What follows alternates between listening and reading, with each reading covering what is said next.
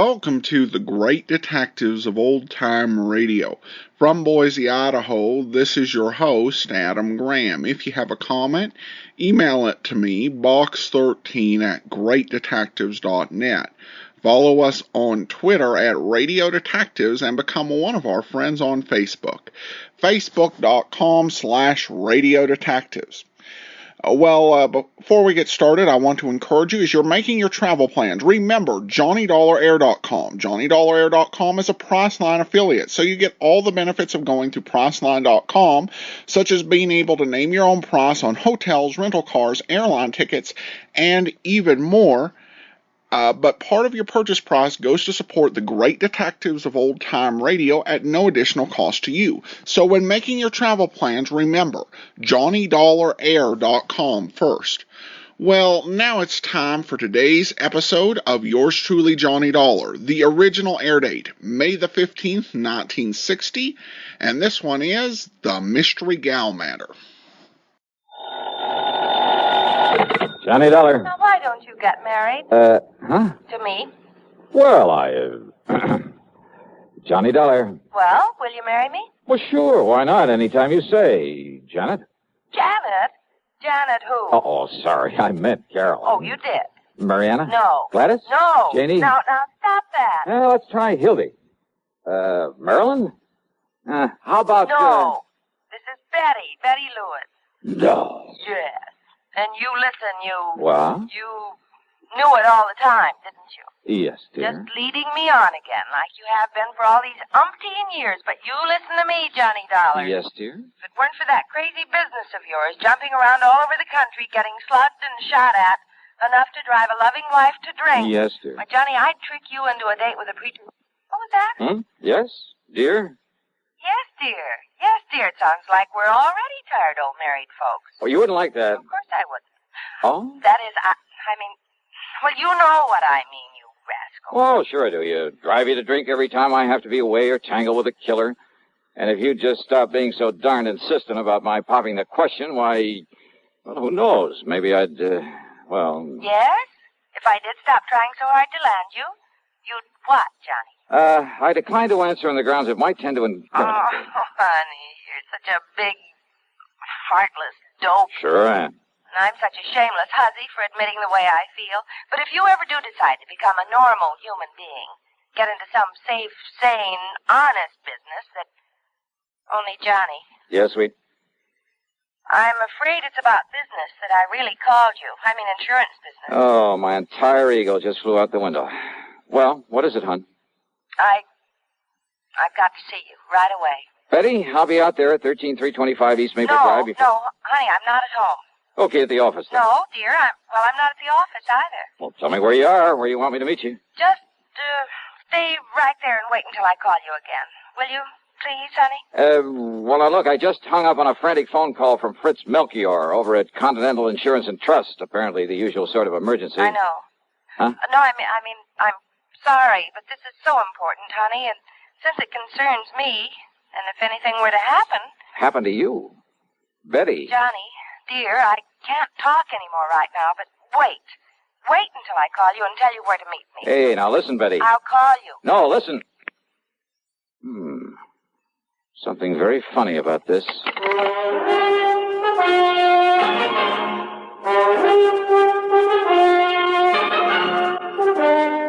CBS Radio brings you Bob Bailey in the exciting adventures of the man with the action-packed expense account, America's fabulous freelance insurance investigator. Yours truly, Johnny Dollar.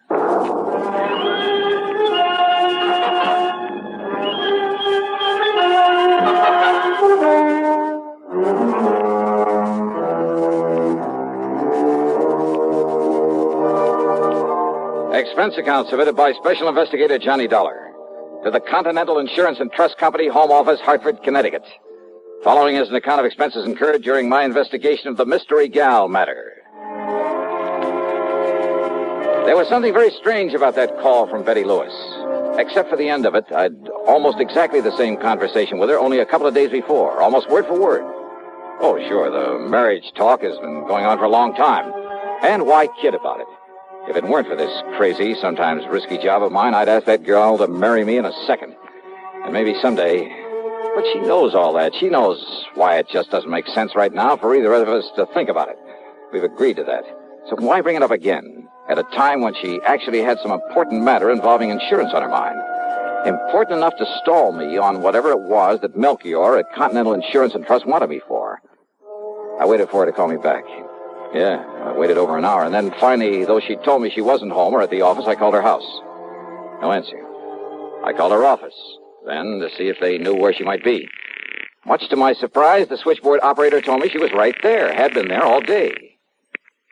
Betty Lewis? Yeah, hi, hon. Listen, I thought you were going to call me back. Johnny, hi, dear. Well? Fancy hearing from you at this? What was that about calling you back? And I thought you weren't in the office. Now, whatever made you think a thing like that, Johnny? Are you kidding? Are you? You said you weren't when I talked to you about an hour ago. Oh, gee. I might have known this would happen sooner or later. So many girls on the string, you can't even keep track Betty. of. You talk to one, probably even propose to her, and then you lose track of which one it was. Are you trying to tell me you didn't call me on the phone an hour and a half ago? You trying to tell About me? some insurance matter, some emergency? Johnny, you're You kidding. had to see me right away, that you'd call me back about where to meet you? You're serious, aren't you, hon? I'm dead serious. So let's cut out all this nonsense and... But I didn't call you. You're sure of that? Well, sure I am. The last time I talked to you was day before... What's this all about, dear? Honey, I'm sorry, I gotta hang up. Johnny, is something wrong? Yeah, I'm afraid so. I'll call you later. What, dear? What is it? I wish to heaven I knew.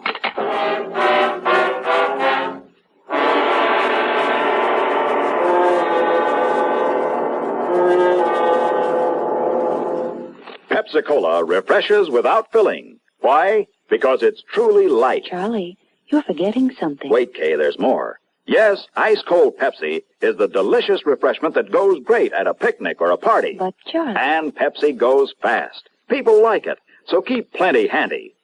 There. Oh, you did fine, except for one thing. Well, I mentioned lightness and how Pepsi refreshes and how fast it goes. You left out Pepsi sociability. You know the Be Sociable song. But, Kay, I can't sing. I can. Listen. Be sociable, look smart, keep up to date with Pepsi. Drink light, refreshing Pepsi. Stay young and fair and debonair. Be sociable, have a Pepsi. Well, at least I can say this. Pick up an extra carton of Pepsi today. Please do. And now, Act Two of yours truly, Johnny Dollar and the Mystery Gal Matter. Expense account item 1, $1.15 for a taxi to Fred Melchior's office at Continental Insurance and Trust. I didn't bother phoning ahead to tell him why I was so late in responding to his call for help. I found him literally pacing the floor. Oh, Johnny, thank goodness. Yeah, hiya, Fritz. Only I didn't expect you in here so soon. Sit down. Is everything all right? So soon, did you say? What? And here I was, all set to apologize for not having got here when I was supposed to, nearly 2 hours ago. Well, as long as you called me back and asked if you might go right on over. I called you back? Why, yes, of course. And I agreed with you it was best not to waste time coming here for the facts on the case. No, wait a minute, Fritz. So I told you all about it. Though I still think it shouldn't have been gone into on the telephone. Tell me about what? But since time was so important, and since you're going out there right away, might... Johnny, what did you say? I didn't, but I will. Now listen to me, Fritz. There's something very screwy going on around here. Oh? What do you mean? You called me on the phone about an hour and a half, maybe 2 hours ago. Yes, you that's asked right. me if I'd come on over here and see you. Yes. Now, you said you were still in bed, but that as soon as you could get shaved and dressed and a cup of coffee, you'd come on over here. Okay, so far so good. And then? Well, naturally, I waited for you. Yeah? But then after half or 3/4 of an hour when you didn't show up, oh, and believe me, this matter is so urgent, so pressing, so important. What matter? No, wait, let's not go into that just yet. So what happened when I didn't appear? I decided I'd better call you again, but I didn't have a chance. Why not? Why not? Well, you know why not. Because you called me back. I did, huh? Well, yes. And as I reminded you a moment ago, you suggested that instead of wasting time coming here to the office... Only Fritz. Yes? I didn't call you back. Now, why do you say a thing like that? Of course you... Didn't? No. But, Johnny... But it's pretty obvious somebody did. Oh, but I'm Yeah, sure. somebody who tried to make you think it was me, who must have succeeded pretty well. But that's Johnny, I hope you're not joking. I am not. Because I am certain, absolutely certain. I mean, well, how could I mistake your voice after all these years? It looks like you did, though, doesn't it? Well, then, who was it that called me and told me it was you and asked me for all the details on this case that I want you to handle for us? Brother, I wish I knew. And then when I told him where to go and whom to see, he agreed to get on it right away. And I, thinking it was you, oh, no. Oh, good heavens. Now what? Well, this all means that you haven't been out there to see him. Our client, I mean, out on East Maple Drive. Who, Fritz? Oh, good heavens, Johnny. Oh, if we're too late. Well, come on, we've got to get out there and see him. Yes, right away. Yeah, sure, anything you say. But first, would you mind telling me who this client is and what's bothering him? No time, Johnny, no time. No, you just come along, and I'll tell you all about it on the way.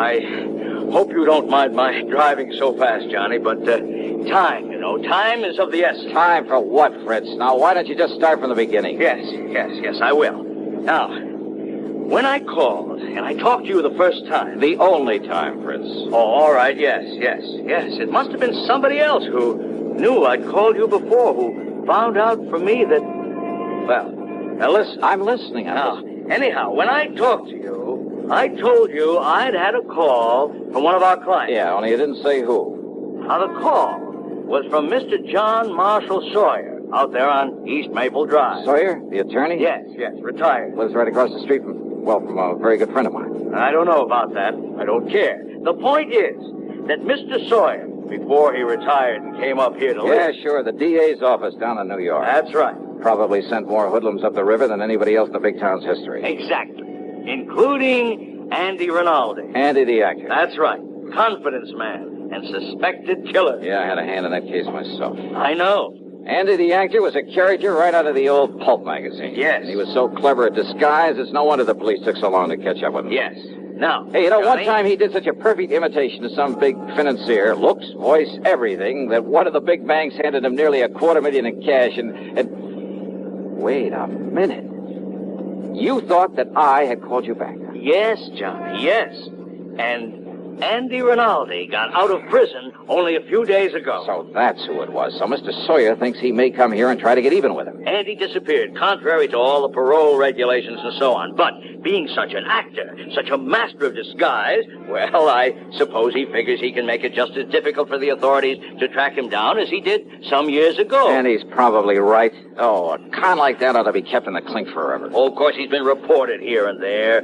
Half a dozen innocent people have been picked up all over. Why, as far west as Los Angeles. He's too smart to travel far. The longer the trail, usually, the easier it is to pick up. The point is, Mr. Sawyer was awakened last night by somebody prowling around outside his home, apparently just casing it. Well, it could have been a common burglar. He thinks it must have been Andy the actor.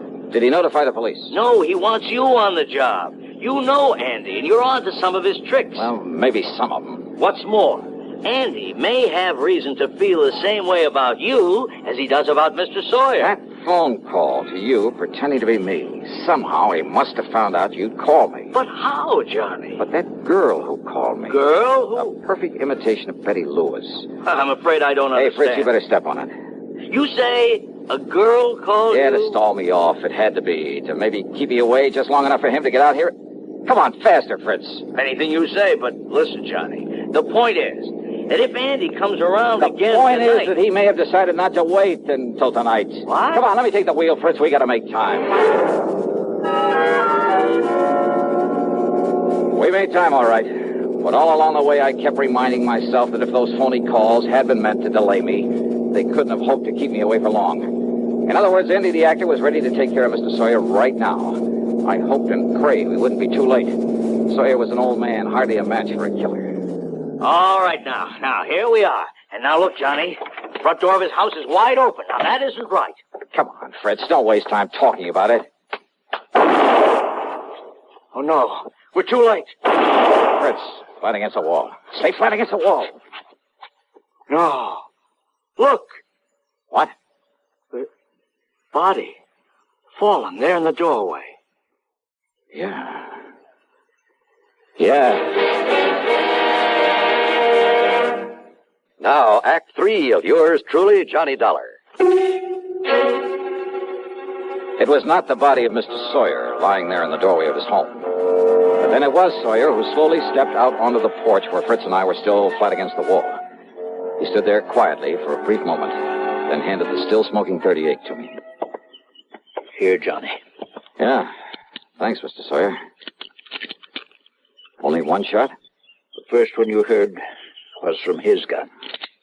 I'm sorry about this, about killing a man, but I'm afraid he gave me no choice. It's Andy the actor, all right, Johnny. Yeah. Look, here, these false sideburns, the mustache. Is he still alive, Fritz? Yes, he's still alive. Thank you. Then you better call an ambulance and the police. Yes, sure. Well, Mr. Sawyer? Hey, and you know something? You may have saved my life, too.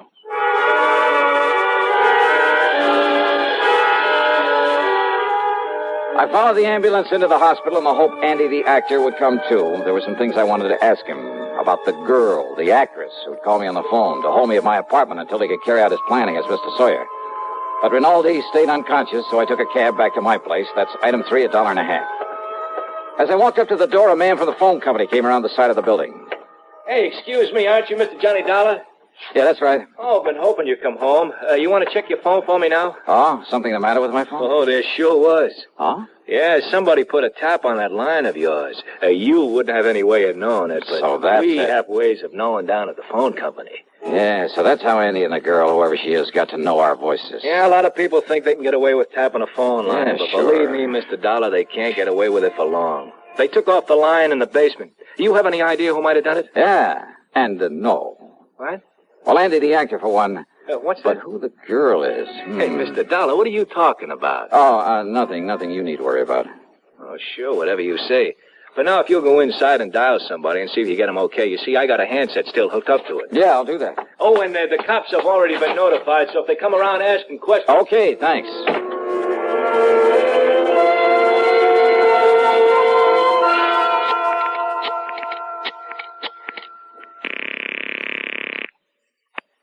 Hello? Okay, fella, you can get off this line. It's all right now. Yeah, sure. What? Is that you, Johnny? Yeah, Betty. Oh, thank goodness. Now listen, tell me one thing. No, you listen, Johnny. Can you come out here to my house right away? Betty, listen to me. Night before last, we went to the movies. I know, but Johnny... We got please, there in the middle of the picture. I know. What part of the picture? What? If it was you with me, you know what part of the picture. Well, it was right when Jimmy Stewart walked up to the front of the courtroom to the judge. Okay, you're you, all right. Oh, Johnny, I haven't the least idea what this is all about, but can you come out here and see me right away? I've got a surprise for you, and honest, honey, it's a really important one. Betty. I mean, she's a really important one. She? Yes, dear. Well, you don't mean to say that you... I'm on my way.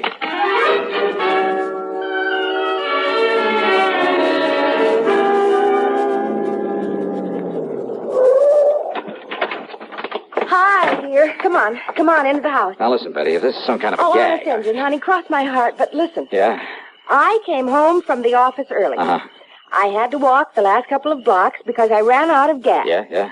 All of a sudden, you and somebody else came charging up in a car to that house across the street. You were here where then? that nice old Mr. Sawyer You were lived. right here? Yes, but I suddenly got too busy to call at you or anything. You see, I was just letting myself in through the back door. Okay, now, this surprise you You talked see, about. I'd forgotten my key to the front door, so I had to sneak in the back one. I always leave that key under the mat. Honey, will you get to the point? But the key wasn't there. And the back door was already open. Oh, go on. I started in quietly, and then I heard a couple of shots over there at Mr. Sawyer's house. Yeah? And Johnny, Yeah. there in my living room, standing behind the drapes of the front window and with a gun in her hand, was this girl. The girl. Standing there watching across the street so intently that she didn't hear me come in. She started aiming the gun over at you and that man who was with you and Mr. Sawyer who'd come to the door. Yeah, well, listen, look, so let's go I sneaked inside up behind her and... Well, I'm afraid I kind of ruined one of my nicest vases on her head. And you've got her? You've got her inside? All tied up with all the clothesline I could find. Oh, honey, I love you dearly. Where is she? Here. Right here in the living room. Oh, great. What a girl you... Holy, you must have really clouded her. Well, I did. But when she came to and started talking, well, honey, this burglar, or whatever she is, well, she started talking her head off, trying to tell me I didn't understand. Well, how could she with that gang? And you know something? She sounded so much like me, and I got so tired of listening to that voice. Well, that's the reason I put that gag in her mouth. Well, are you proud of me? Don't you agree? She must have had something to do with it. Oh, Johnny. You know something? I love you, gal. Oh, no, that's what I like to... Oh, honey. Why don't you and I just... And you preach to me about getting mixed up with people like this? Any sense I'd turn you over my knee and I'd... Yeah, rascal. This is much more fun, isn't it?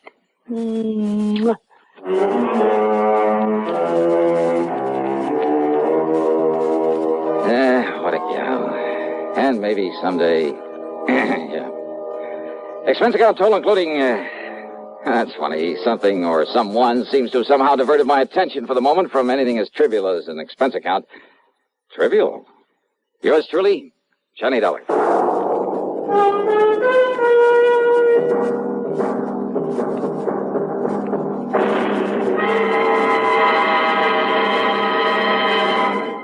Hi. Maybe you'll recall this tuneful reminder of times past.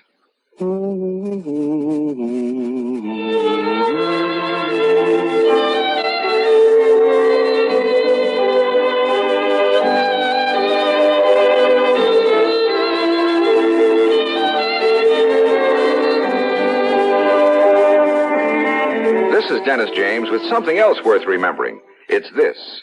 You're so right to stay regular with Kellogg's All Brand. See, it's the normal, natural way to youthful regularity. The whole brand content of Kellogg's All Brand supplies your system with all the bulk-forming food that you need every day. There's only one All Brand. It's Kellogg's All Brand. So relieve irregularity from lack of bulk, as millions do, with a bowl full of Kellogg's All Brand each morning. ALL-BRAN. It's Kellogg's All Brand. Now here's our star to tell you about next week's program. Next week, I'll tell you about the biggest deception that was ever pulled. By me. So join us, won't you? Yours truly, Johnny Dollar.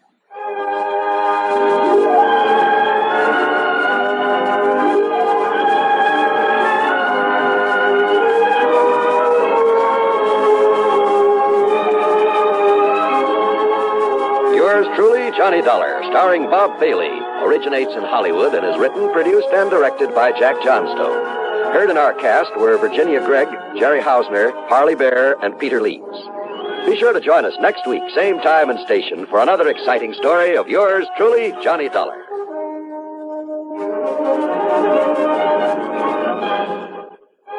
This is John Wall speaking.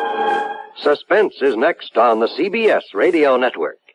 You know, Dooley, I've been reading up on hypnosis. Come here and let me try it on you. I'm an officer of the law and don't approve of making a man divulge his secrets. However, I'll stand by in case there's criminology involved.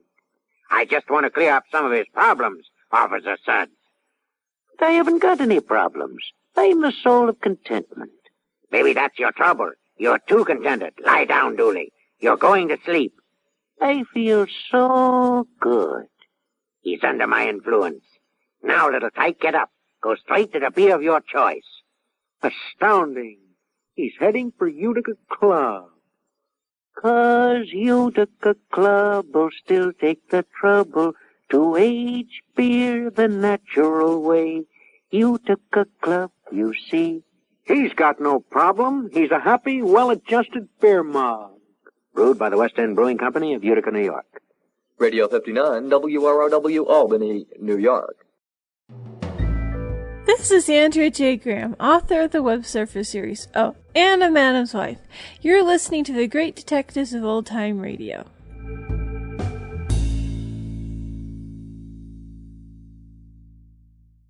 Welcome back. This one definitely has a couple of surprises. where Johnny shows up to rescue the lawyer, only to find out the lawyer's done a pretty good job of taking care of himself. And, of course, at the end, Betty has pretty much wrapped up her antagonist, and that's the one thing that's really interesting about Betty as a character, is she works in an office, and there's no real special training, but she can definitely take care of herself. And to be honest, they could easily have taken the series in a direction where she and Johnny did get together. I could see a whole the Abbotts or the Thin Man with a little less alcohol dynamic going on between them. But that wasn't the direction of the series, and certainly they didn't have the opportunity or budget to do that. Virginia Gregg, of course, remained a very busy actress, certainly making a lot of TV appearances. And so they kind of kept with the status quo. But I think that would have been a very interesting character development to pursue for Johnny. So, all right, well, listener comments and feedback now, and one regarding the fatal switch matter. Steven says, this was excellent. Good job, Johnny. And in parentheses, Adam. Well, Johnny did the hard stuff, but thanks so much, Steven, for your kind comment. That will do it for today. Join us back here tomorrow for Dragnet, and next Friday, another episode of yours truly, Johnny Dollar. In the meantime, send your comments to box13@greatdetectives.net. Follow us on Twitter @Radio Detectives and become one of our